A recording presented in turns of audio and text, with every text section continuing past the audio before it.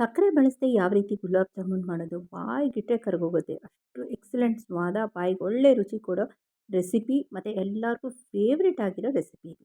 ಪುಟ್ಟ ಮಕ್ಕಳಿಂದ ವಯಸ್ಸಾದವರವರೆಗೂ ಇಷ್ಟಪಟ್ಟು ತಿನ್ನೋ ರೆಸಿಪಿ.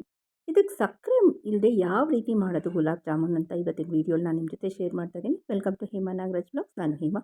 ಇಲ್ಲೊಂದು ಅರ್ಧ ಕೆ ಜಿಯಷ್ಟು ಕೋವಾ ತೊಗೊಂಡಿದ್ದೀನಿ. ಅದಕ್ಕೆ ಸ್ವಲ್ಪ ಫುಡ್ ಕಲರ್ ತೊಗೊಂಡಿದ್ದೀನಿ. ಒಂದು ಚಿಟಿಕೆ ಸೋಡಾ, ಮೈದಾ, ಯಾಲಕ್ಕಿ ಮತ್ತು ಕಾರ್ಡಮಮ್ ಅಂದರೆ ಯಾಲಕ್ಕಿ ಎಸೆನ್ಸು, ಒಂದು ಅರ್ಧ ಟೀ ಸ್ಪೂನಷ್ಟು ತುಪ್ಪ.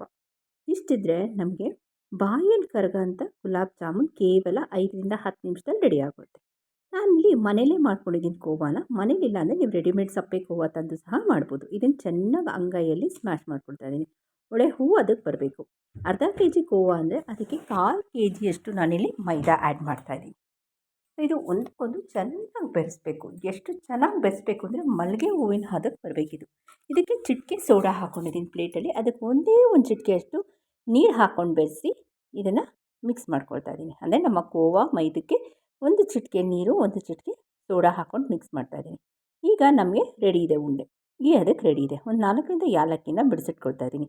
ಅದೇ ಜಾಗದಲ್ಲಿ ನೀವು ಬೇಕಾದರೆ ಡ್ರೈ ಫ್ರೂಟ್ ಸಹ ಬಿಡಿಸಿಟ್ಕೊಳ್ಬೋದು. ಇಲ್ಲಿ ಕಲರ್ ಆಪ್ಷನಲು, ಬಟ್ ಮಾಡಿದ್ರೆ ಎಕ್ಸಲೆಂಟ್ ಆಗಿರುತ್ತೆ ನಮ್ಮ ಪ್ರಾಡಕ್ಟ್. ಎಂಡಲ್ಲಿ ನಮಗೆ ಬರುತ್ತಲ್ಲ ಜಾಮೂನು, ಅದು ತೋರಿಸ್ತೀನಿ ಯಾಕೆ ನಾನು ಕಲರ್ ಹಾಕ್ತಾಯಿದ್ದೀನಿ ಅಂತ. ನೀವು ಯಾವ ಫುಡ್ ಕಲರ್ ಬೇಕಾದ್ರೂ ಯೂಸ್ ಮಾಡ್ಬೋದು. ಇದನ್ನು ನಾನು ಜಾಮೂನ್ ಕಟ್ಲೆಟ್ ಅಂತಿರೋದ್ರಿಂದ ನಾನು ಸಿಲಿಂಡರ್ ಕೋನ್ ಶೇಪಲ್ಲಿ ನಾನು ಅದನ್ನು ರೋಲ್ ಮಾಡ್ಕೊಳ್ತಾ ಇದ್ದೀನಿ. ನೋಡಿ ಈ ಥರ ಉದ್ದುದ್ದಕ್ಕೆ ರೋಲ್ ಮಾಡ್ಕೊಳ್ಳಿ. ಉದ್ದಕ್ಕೆ ರೋಲ್ ಮಾಡಿದ್ರೆ ಒಂದು ಅಡ್ವಾಂಟೇಜ್ ಇದೆ. ಅದೇನು ಅಂತ ನಾನು ನಿಮಗೆ ಎಂಡಲ್ಲಿ ಹೇಳ್ತೀನಿ. ನೋಡಿ ಈ ಥರ ಎಲ್ಲೂ ಹೊಡಿಬಾರ್ದು, ಅಷ್ಟು ಸ್ಮೂತಾಗಿರಬೇಕು. ನಾನು ಹೇಳ್ದಲ್ಲ, ಅರ್ಧ ಕೆ ಜಿ ಕೋವಾಗೆ ನಾವು 1/4 ಕೆ ಜಿಯಷ್ಟು ಮೈದಾ ಹಾಕಿದ್ರೆ ಅದು ಪರ್ಫೆಕ್ಟ್ ರೇಷಿಯೋ ಆಗುತ್ತೆ. ಒಂದೇ ಒಂದು ಚಿಟಿಕೆಯಷ್ಟು ಸೋಡಾ ಮತ್ತು ಒಂದೇ ಒಂದು ಚಿಟಿಕೆ ನೀರಿರಬೇಕು. ಜಾಸ್ತಿ ಪ್ರಮಾಣದಲ್ಲಿ ಹಾಕೋಕ್ಕೆ ಹೋಗಬೇಡಿ, ಹೊಡೆದೋಗುತ್ತೆ ನಮ್ಮ ಜಾಮೂನು. ಸೊ ಈಗಾಗಲೇ ನಾನು ಸಕ್ಕರೆ ಇಲ್ಲದೆ ಮಾಡೋ ಜಾಮೂನು ಅಂತ ಹೇಳಿದ್ದೀನಿ. ನೀವೆಲ್ಲ ಯೋಚನೆ ಮಾಡ್ತಿರ್ಬೋದು ಬೆಲ್ಲ ಹಾಕ್ತಿದ್ದೀನಿ ಅಂತ. ಖಂಡಿತವಾಗೂ ಇಲ್ಲ. ಸಂಕ್ರಾಂತಿ ಹಬ್ಬಕ್ಕೆ ಕಲ್ಸಕ್ಕರೆ ಎಲ್ಲ ಮಿಕ್ಕಿರುತ್ತಲ್ಲ ನಿಮ್ಮ ಮನೇಲಿ, ಏನು ಮಾಡ್ತೀರಾ? ಕಲ್ಸಕ್ಕರೆ ಮತ್ತು ಸಕ್ಕರೆ ಹೆಚ್ಚನ್ನ ಅದನ್ನು ಇದಕ್ಕೆ ಬಳಸ್ಬೋದು ನೀವು. ಇಲ್ಲಿ ನಾನು ಸಕ್ಕರೆ ಹೆಚ್ಚು ಅಥವಾ ಕಲ್ಸಕ್ಕರೆ ಎರಡೂ ತೊಗೊಂಡಿದ್ದೀನಿ. ಮಿಕ್ಸ್ ಮಾಡಿಕೊಂಡು ಮಿಶ್ರಿ ಅಂತ ಹೇಳ್ತಾರೆ. ಅದಕ್ಕೆ ಸ್ವಲ್ಪ ಏಲಕ್ಕಿ ಹಾಕಿ ಒಂದೆಡೆ ಪಾಕ ಮಾಡ್ಕೊಳ್ತಾ ಇದ್ದೀನಿ. ಈಗಾಗಲೇ ಎಣ್ಣೆ ಕಾಯಿ ಇಟ್ಟಿರ್ತೀನಿ. ಆ ಎಣ್ಣೆಗೆ ಅದು ಹೊಂಬಣ್ಣ ಬರೋವರೆಗೂ ನಾವು ಕರೆದು ಇಟ್ಕೊಳ್ಳೋಣ. ಇಲ್ಲಿ ಕೋವಾ ಹಾಕಿರೋದ್ರಿಂದ ಸ್ವಲ್ಪ ಕಲರ್ ವೇರಿಯೇಷನ್ ಆಗುತ್ತೆ. ಸ್ವಲ್ಪ ಡಾರ್ಕಿಶ್ ಬರುತ್ತೆ ಬ್ರೌನ್. ನಮಗೆ ಏನೂ ತೊಂದರೆ ಇಲ್ಲ, ಟೇಸ್ಟು ತುಂಬ ಚೆನ್ನಾಗಿರುತ್ತೆ. ಇದರಲ್ಲೇ ಕಾಲಾ ಜಾಮೂನ್ ಸಹ ಮಾಡ್ಬೋದು. ನೋಡಿ ಈ ಥರ ಯಾವ ರೀತಿ ಇದೆ ನೋಡಿ, ಎಲ್ಲ ಒಂದೇ ಬಣ್ಣ, ಪರ್ಫೆಕ್ಟ್ ಮೆಜರ್ಮೆಂಟು, ಎಷ್ಟು ಚೆನ್ನಾಗಿ ಉಬ್ಬಿದೆ. ನಾವು ಹಾಕಿರೋ ಸೋಡಾ ರೇಷಿಯೋ ಎಕ್ಸಲೆಂಟ್ ಆಗಿದೆ. ಒಂದೇ ಒಂದು ಚಿಟಿಕೆ ಇದೆ, ಜಾಸ್ತಿ ಹಾಕಕ್ಕೆ ಹೋಗಬೇಡಿ. ಜಾಮೂನ್ ದಪ್ಪ ಆಗಬೇಕು ಅಂತ ಜಾಸ್ತಿ ಹಾಕಕ್ಕೆ ಹೋದರೆ ಒಡೆಯೋ ಚಾನ್ಸಸ್ 90% ಇರುತ್ತೆ. ಈ ಎಕ್ಸಲೆಂಟ್ ಆದ ಸ್ವಾದ, ಯಮ್ಮಿ ಆಗಿರೋ ರೆಸಿಪಿ ಇವತ್ತು ನಾನು ನಿಮ್ಮ ಜೊತೆ ಶೇರ್ ಮಾಡ್ತಾ ಇದ್ದೀನಿ. ಸೊ ಯಾರೆಲ್ಲ ಫಸ್ಟ್ ಟೈಮ್ ನನ್ನ ಚಾನಲ್ನ ವಿಸಿಟ್ ಮಾಡಿದರೆ ದಯವಿಟ್ಟು ಸಬ್ಸ್ಕ್ರೈಬ್ ಮಾಡ್ಕೊಳ್ಳಿ, ಆಲ್ ಬಟನ್ ಒತ್ತಿ ಅಂತ ಹೇಳ್ತಾ ಬನ್ನಿ ನೆಕ್ಸ್ಟ್ ಸ್ಟೆಪ್ಗೆ ಹೋಗೋಣ. ಈಗ ನಮಗೆ ಒಂದೆಳೆ ಪಾಕ ರೆಡಿ ಇದೆ. ಅದನ್ನೊಂದು ಬೌಲ್ಗೆ ಮಿಕ್ಸ್ ಮಾಡ್ಕೊಳ್ತಾ ಇದ್ದೀನಿ. ಮಿಕ್ಸ್ ಮಾಡಿಕೊಂಡು ಇದಕ್ಕೆ ಎಕ್ಸ್ಟ್ರಾ ಫ್ಲೇವರ್ ಯಾಲಕ್ಕಿ ಹಾಕಿ ಕುದಿಸ್ತೀನಿ, ಪ್ಲಸ್ ಕಾರ್ಡಮಮ್ ಅಂದರೆ ಯಾಲಕ್ಕಿ ಎಸೆನ್ಸ್ ಹಾಕ್ತಾ ಇದ್ದೀನಿ. ಅದು ಹಾಕಿದ್ರೆ ವಿಶೇಷವಾದ ಟೇಸ್ಟ್ ನಿಮ್ಮ ನಾಲಿಗೆಗೆ ಒಳ್ಳೆ ರುಚಿ ಕೊಡುತ್ತೆ. ಒಂದು 5 ನಿಮಿಷ ಇದನ್ನು ನೆನೆ ಹಾಕ್ಕೊಂಬಿಡೋಣ. ಓಕೆನಾ? ನಾನು ಹೇಳಿದ್ನಲ್ಲ, ಯಾಕೆ ಸಿಲಿಂಡ್ರಿಕಲ್ ಆಕಾರ ಅಥವಾ ಕಟ್ಲೆಟ್ ಆಕಾರ ಮಾಡಿದ್ದೀನಿ ಅಂದರೆ ಒಂದು ರೀಸನ್ ಇದೆ. ಸೊ ಸೂಪರಾಗಿದೆಯಾ, ಸಕ್ಕತ್ತಾಗಿ ಕಾಣ್ತಿದೆಯಾ? ನಿಮ್ಮ ಮನೇಲೆಲ್ಲ ಇವತ್ತೇ ಟ್ರೈ ಮಾಡಿ ಅಂತ ಹೇಳ್ತಾ ಬನ್ನಿ ಇದನ್ನು ಫಿನಿಶಿಂಗ್ ಮಾಡಿ ತೋರಿಸ್ತೀನಿ ಯಾವ ರೀತಿ ಇದೆ ಇದು ಫಿನಿಶಿಂಗ್ ಅಂತ.